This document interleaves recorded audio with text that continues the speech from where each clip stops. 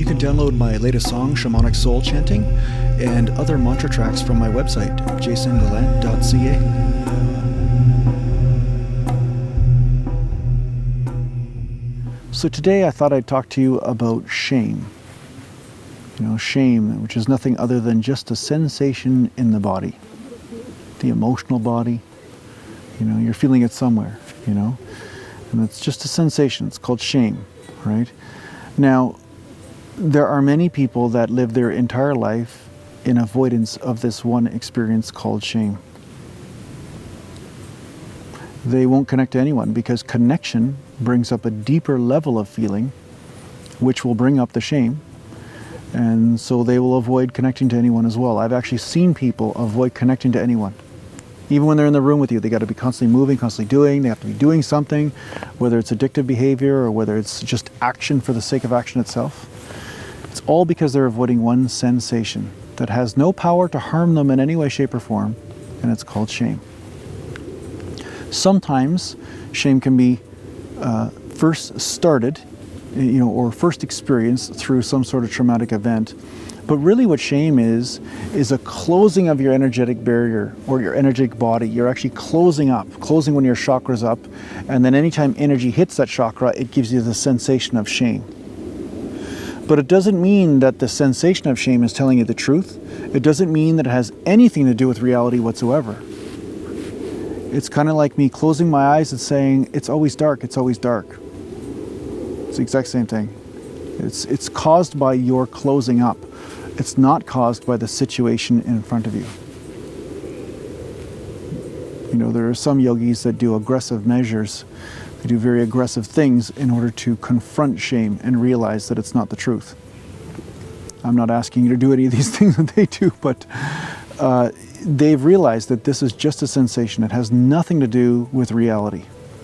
So once you say you want to look at this, once you say you want to become free of shame, then you are actually deciding to be okay with shame. To not believe that it means anything. Okay? So in the beginning stages of our spiritual path, we learn that we are not our thoughts, we are not our thoughts about anything. And in general, we can have them, they're fine, but that's not who you are, because thoughts always change.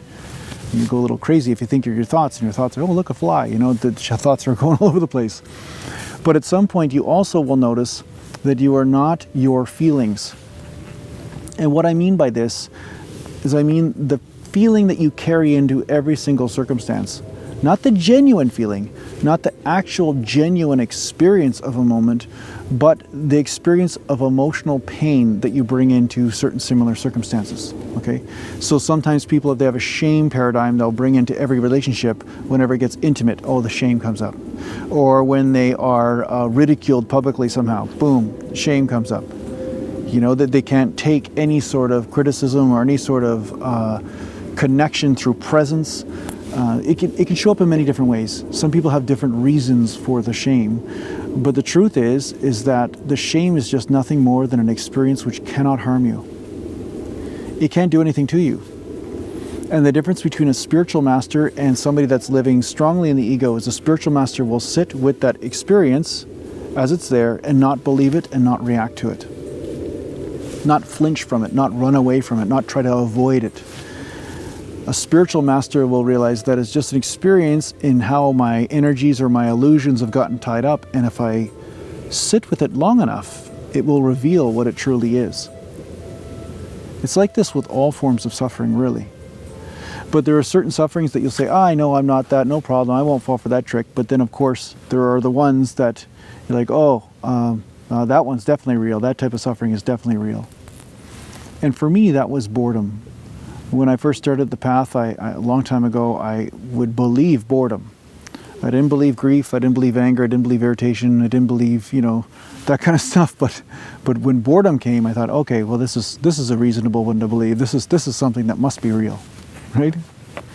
Meanwhile, I was carrying boredom into everything, a long time ago. This is the way it was. So there are certain places where you will also get caught, where you will believe that is an emotion or an experience of some sort that you should believe. And I'm here to say that if it's in resonance with suffering, you either change your situation or you change the way you look at it. But if you're finding that every single time in your life, every day, there's always a situation coming up with the same experience over and over, chances are it is your perspective. It's your perspective that is wrong. It has nothing to do with the situation. Now with shame, it's never true, because shame has all sorts of type of doubting and self-defeating type of thoughts that emerge from it. And it gets a cycle, you know, you feel the shame, then you get the thought, then you get the thought, then you feel more shame, and it just goes back and forth like a ping pong game, right? So you destroy any thought to support the shame, and then the sensation itself, the actual feeling itself, you sit with it, you be with it, and you allow it to be there, but you do not believe that it means anything. Do not attach a single thought to that feeling, and you will find that it will unravel on its own. It's very powerful, because when you sit with it, what you're doing is you're choosing to be open to something. And as you open, your chakras open. And as they open, then a new experience of life will open before you. So I hope this helps give you a new perspective on shame. You know, it doesn't matter what happened in the past or what will happen in the future. You are perfect anyway. Nothing needs to be fixed. There's no right or wrong here with who you need to be in this moment. If you want to find the highest divine experience in you right now, you have to let go of the ego life, which is the fixing and the doing and finding out where you went wrong and all this. That's all doing stuff. And I'm okay with you doing when it's coming from the place of pleasure, but when it's coming from a place of pain, at that point, the doing is just perpetuating a cycle of pain over and over and over again. It's like a rerun. You know? So often people with shame will run from every single moment of intimacy with life. They'll run from intimacy with nature. They'll run from intimacy from a person. They'll run from intimacy with their children. They'll run from intimacy with the animal. Like everything, they run from all of it. And intimacy is a very strong part of the enlightenment path. It has everything to do with being intimate with reality. So if you're believing your shame, you're believing your disconnection. And that's actually the path, is to transcend that disconnection, to be with it and not believe it anymore. So thanks for watching. I'll talk to you soon.